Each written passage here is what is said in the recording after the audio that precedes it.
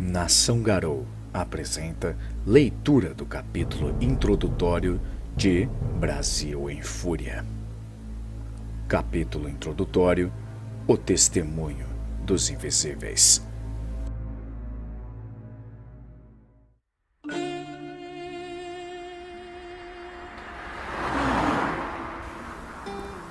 A mulher, de pele escura e roupas claras, passava sem chamar a atenção, de dia e de noite, pela multidão e pelo vazio das estradas. Ela percorreu milhares de quilômetros, pois sempre esteve se despedindo. Agora, ela andava despercebida por Minas Gerais, usando seu maior poder, a discrição. Embora ande sem chamar a atenção, é uma mulher linda, forte e séria. Seu sorriso é dado apenas para as crianças e quando se sente ameaçada. Suas roupas são simples, próprias para viagem, e ela nunca usa casacos, o que revela uma joia dourada pendurada no pescoço, que, ao contrário da dona, parece estrangeira. Algumas semanas atrás, ela esteve no Nordeste do país, onde viu a corrupção se alastrando. Meses antes disso, esteve no Amazonas, onde presenciou pela primeira vez um caerne tombando pelo ataque de malditos. E agora, andando sozinha por Minas Gerais, estava cercada de fantasmas. E Ana, testemunha do invisível, refletiu. As minhas patas tocam esse chão imitando o lobo-guará, com delicadeza e astúcia, pois este não é o meu território. Com cuidado, sigo no horizonte de montanhas e sertão. Por vários dias, atravessei as Gerais, para depois alcançar o território dos espíritos mineirais, mais ao sul. Minas Gerais, ou a antiga morada de animais escravistas, e nova moradia de mortais. Andar nessas matas é tão perigoso quanto nas selvas amazônicas ou nas dunas e cerrados do Nordeste. Foi na costa nordestina que um fiana me contou sobre uma antiga cidade escravista em Minas Gerais, onde alguns garous, abençoados pela Fênix, fundaram a seita dos corações antigos. Os anciões dessa seita pertenciam à matilha das vozes de fogo. É para lá que minhas patas estão me levando. Eu vou com cuidado e guardando na memória os conselhos do fiana. Os boatos sobre os anciões podem muito bem ser verdadeiros. Com a liderança Hagabashi e sem a presença de um Philodox, as vozes do fogo acumularam feitos gloriosos e muitíssimos esqueletos no armário. Todos sabem que quando eram Cliff, os lobisomens dessa matilha se instauraram como uma força contra o status quo. Mas muito tempo passou desde a época dos folhetins anarquistas, atos de terrorismo e táticas sujas empregadas nas batalhas dos dias de infância. Agora, os anciões lidavam com ameaças reais. Todos os boatos podem ser verdadeiros. Talvez seja verdade que a Fênix abençoou com uma face regional. Talvez seja verdade que eles quebraram leis e fazendo alianças espirituais questionáveis. Por Gaia, pode ser verdade que eles tenham alianças com os feras e com feiticeiros ou até cainitas. Ou talvez esse fiana filho da puta só esteja querendo foder com a minha cabeça. Mas é para lá que estou indo com uma mensagem, e minhas patas pisam com cautela. No norte do país, os Garou ainda estão perdidos em conflitos internos ou desesperados tentando restaurar o poder perdido com a morte de tantos caernes. Eles se ocupam e acabam por ignorar os avisos de seus teurgues. Mas eu ouvi o que eles disseram e caminho com esta mensagem. Os espíritos da extinção estão vivos! Escravidão, genocídio e fome! Eles se espalham e os espíritos dos mortos se lembram. Andei pelas cercanias de Ouro Preto por 3 noites, captando o ar desse lugar.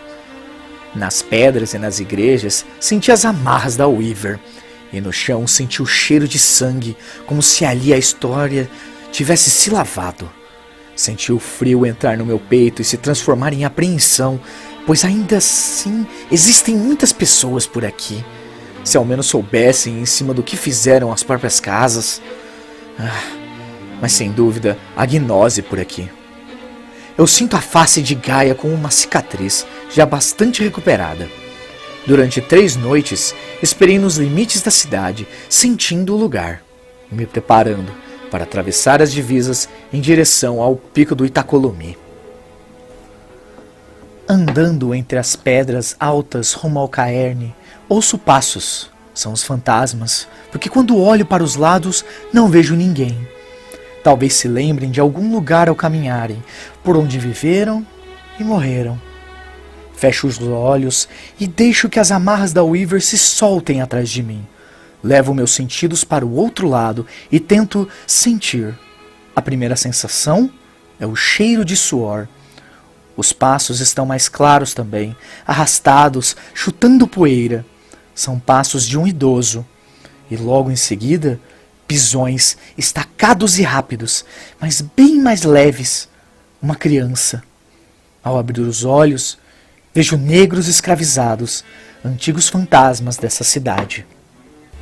Um avô e um neto, ambos ensopados de suor, mal ajambrados e em seus trapos podres e acorrentados, cada um com um insolente cadeado preso ao pescoço. Pelos olhos do idoso, percebo que ele está em fuga. O menino se distrai brincando e o velho permite, mas só porque está exausto. Ele parece se entregar ao destino, como se ainda não tivesse morrido. O menino olha para o avô e diz: "Casa, avô!" Sim, responde o idoso. você não se lembra? Você tem que se lembrar. Olhe lá. O idoso aponta para uma região escondida pela sombra do pico do Itacolomi. Me aproximo dos fantasmas com passos de guará e observo sobre os ombros deles. O que vejo é o que eles viram quando ainda eram vivos. Vejo um incêndio tomar conta da cidade e logo em seguida uma tempestade que elimina todas as chamas. Quando a tempestade cessa, percebo uma ave vermelha dançando no céu junto aos trovões. O pai dos relâmpagos e a mãe do fogo, diz o idoso, apontando para o céu. Nós morremos, mas eles se lembram. Só eles se lembram. Só eles escutam os nossos lamentos. Não, eu quero dizer. Mas os fantasmas não me escutam. Eu também me lembro, mas eles não me escutam. Abaixo minha cabeça decepcionada, e ao erguer o olhar, não estou mais na Umbra. Estou próxima à divisa do Caerne. Quem fundaria um Caerne numa terra tão sofrida como essa? Para falar a verdade, todos os outros garou. Mas enxergar o passado traz um gosto amargo à minha boca. E como Galiardi, não posso esquecer esse gosto. Eu sigo adiante. À minha frente, vejo um rapaz esguio, com todos os músculos tensionados e com os olhos pregados em mim. Ele não pisca e observa até quando solto a respiração. Ao me aproximar, vejo que ele usa roupas sujas, mas não como as dos fantasmas. Ratos de porão, diz a camisa cinza que ele usa. O porte dele indica a mesma coisa, apesar de intimidador. Merda! Eu penso. Quem é você? Sou Iana, testemunha do invisível, Galiardi peregrina silenciosa. Vim prestar homenagem com uma mensagem. Homenagem a quem? Aos corações antigos. Indeciso, o guardião do Caerne olha para os lados. Sem charadas. Tem uma mensagem a ser entregue ao líder desta seita. A mensagem também é um tributo aos mortos. Ainda sem saber o que pensar, o guardião coçou os cabelos e suspirou. Então, você tem uma mensagem para a velocidade do trovão, hã? Ele diz. Bom, pode entregar a mensagem para mim mesmo. Eu sou o Roy com rancor, e vai por mim. O velho prefere ouvir as notícias dos irmãos de Matilha. Merda, eu penso. É ele mesmo, um dos lobos das vozes do fogo. Eu mesma devo entregar a mensagem, interpelo. Roy, com rancor, me analisa pelo que parece ser um ciclo completo de Luna. Quando o olhar dele para mais uma vez sobre o meu, vejo-o saltar em suas formas e criar uma pelagem cinza chumbo e garras com lascas terríveis. Ele uiva um chamado estridente e rasgado. Não demora para algumas silhuetas surgirem no que antes era apenas a estrada cheia de pedras rumo ao pico do Itacolomi. Ao todo, são 4 Garou agora, mas há algo estranho, porque Luna é a única fonte de luz, e apesar disso, eles projetam várias sombras. É como se eles também fossem iluminados por fogo, pois as silhuetas se mexem de forma independente. 2 deles exibem tatuagens e insígnias Fianna, mas são muito diferentes. O mais sério é pequeno e usa óculos, e o outro é grande e bonachão. O maior dos Fianna toma a dianteira, mas quem fala é Roy com rancor, o roedor de ossos da matilha. Esta é testemunha do invisível. Ela tem uma mensagem pro velho. Ela diz que a mensagem tem que ser entregue diretamente. O maior dos Fianna dá uma risada estrondosa, enquanto o outro me observa por cima dos óculos de grau. O terceiro Garou parece impaciente, olhando pro relógio. O rosto dele parece dizer: essa merda não funciona, ou acabem logo com isso, e isso é perda de tempo. Identifico instantaneamente um Aron. O Fianna grandalhão responde: Ora, deixe que ela entregue a mensagem, então. Como um irmão gênio do mal, o Fianna de óculos completa a frase do primeiro. O azar é dela. Então, os 4 me conduzem para o coração do Caerne. Os Fianna conversam entre si, enquanto o roedor de ossos e o Aron me observam. Você não é daqui, eu digo.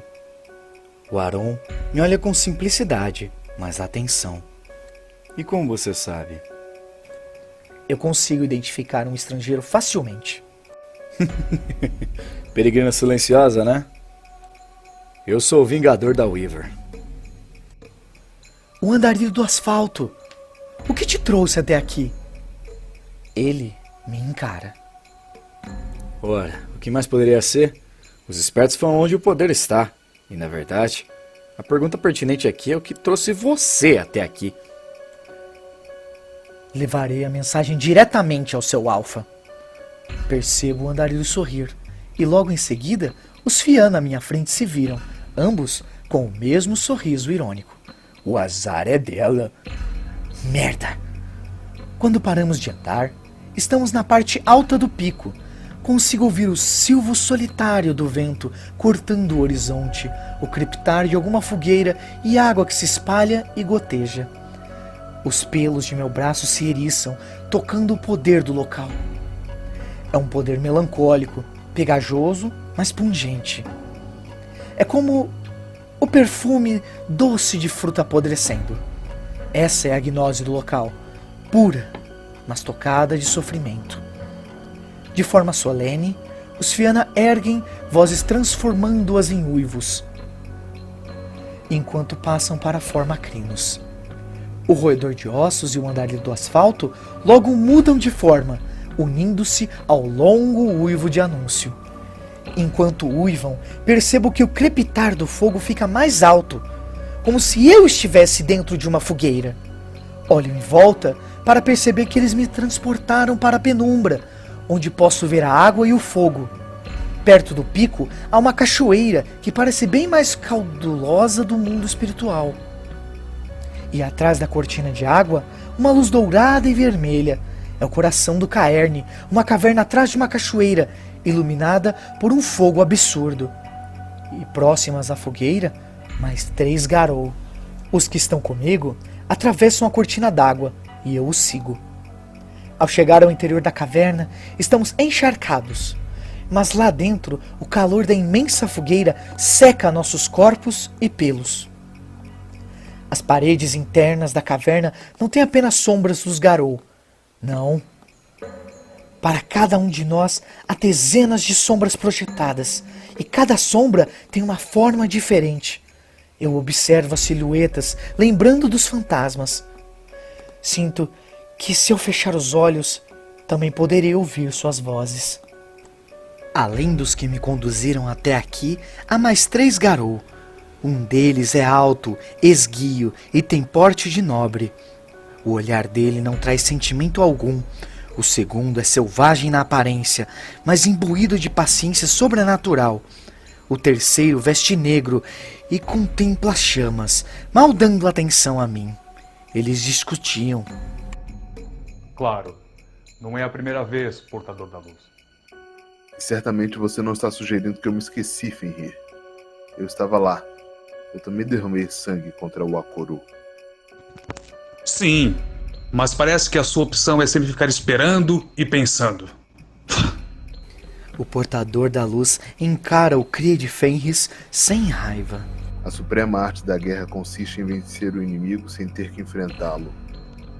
Nenhuma citação de Sul já venceu uma batalha. O portador da luz sorri. Sem tirar os olhos das chamas, o Alfa pergunta. Quem é esta, o ídolo dos fantasmas? Iana, testemunha do invisível, responde o Fiana de óculos. O roedor a encontrou e nós a trouxemos. Ela tem uma mensagem direta para você. Cansado, o olhar do velho Alfa percorre o rosto dos irmãos de Matilha. Ele cruza os braços sobre o peito e anda pela caverna. Enquanto caminha, ele suspira impaciente e nos observa. Como lobos, os garou respondem com a contração de pupilas e espasmos dos músculos. Velocidade do trovão, o velho Alfa da Matilha das Vozes do Fogo é um senhor das sombras Hagabashi. Ele não olha para mim por enquanto, mas sinto a atenção dos irmãos de Matilha se acumular, quase penetrando os meus pulmões. O Senhor das Sombras usa um de seus dons para impor terror só com um olhar. Ele demora, se divertindo enquanto intimida os irmãos, mas sei que ele fez isso como um sinal. Esse sinal é para mim, porque ele ainda nem olhou na minha direção. É para mim toda essa demonstração, porque ele não precisa se provar para os irmãos de Matilha e para os garou desse Caerne. Ele já é uma lenda. Não, esse show é só para mim. Abaixo minha cabeça esperando minha vez. Ele vem à minha frente e me encara. Levanto a cabeça e devolvo o olhar. Ele tem fúria, mas em desafio eu encaro com um olhar vazio. Na verdade, eu fito as sombras multiplicadas nesse lugar. São os escravos, eu tenho certeza disso. Observo as sombras atrás da velocidade do trovão e deixo meu espírito encarar o mesmo vazio que eles. E assim eu passo no teste. O Alfa olha para o portador da luz interior e resmunga. Tô cansado dessa porra. O portador da luz abaixa a cabeça rindo em silêncio. Depois me olha e diz. Desculpe nosso Alfa, ele tá cansado. Meus ossos estão velhos.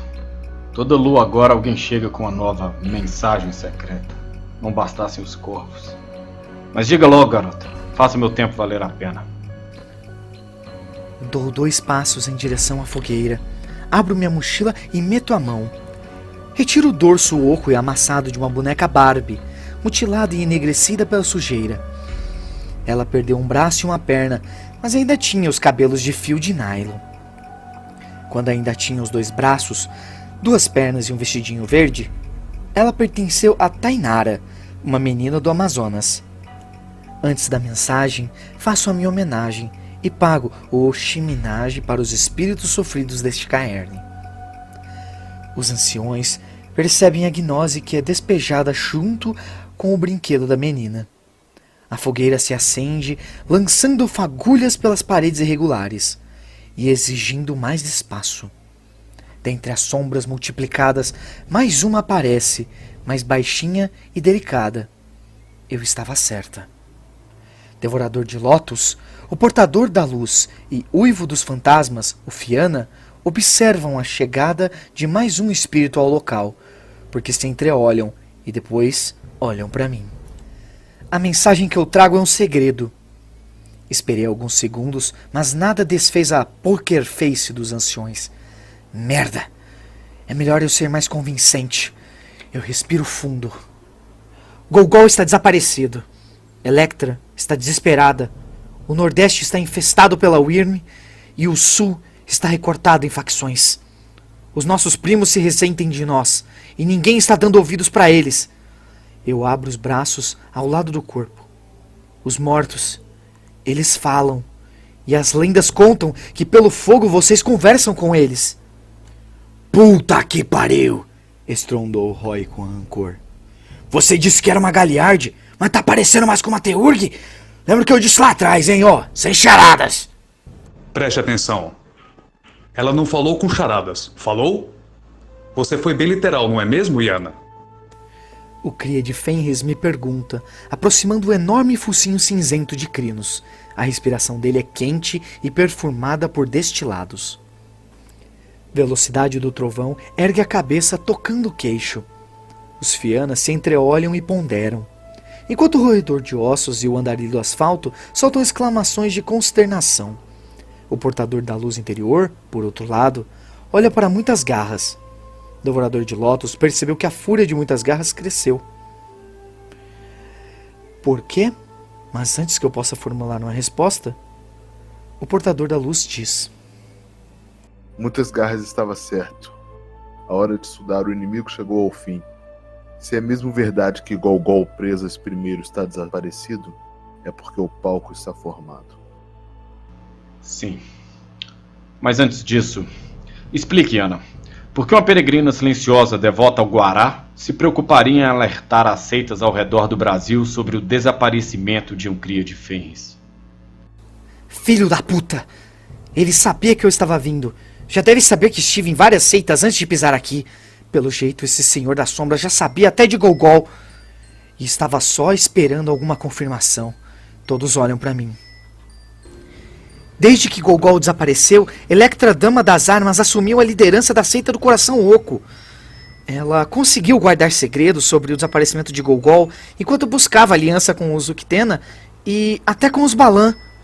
Os esforços de guerra foram diminuídos e as matilhas mais leais a Golgol abandonaram seus postos, culpando a Electra. O totem do sapo da árvore cobriu o Caine com sua camuflagem e está completamente escondido. Graças a esse poder, o Coração Oco não caiu, como tantos outros que caíram. Mas eles também não foram ao auxílio quando esses Caernes pediram ajuda. Como você sabe disso tudo? Tainara, respondo. E a escravidão. Todos se entreolham, inclusive o Senhor das Sombras. Excelente. Agora sim, Yana. Use suas palavras, convença-os. Vou contar a vocês sobre a minha viagem pelo Brasil e sobre como vi enormes malditos invadirem Caernes pelas pontes de lua. Vou contar como vi Garou ignorarem os alertas por causa de preocupações mesquinhas. Vou contar como tudo isso começou com uma garotinha do Amazonas, brincando com uma Barbie à beira do grande rio. Nesse rio, eu vi o espírito da escravidão.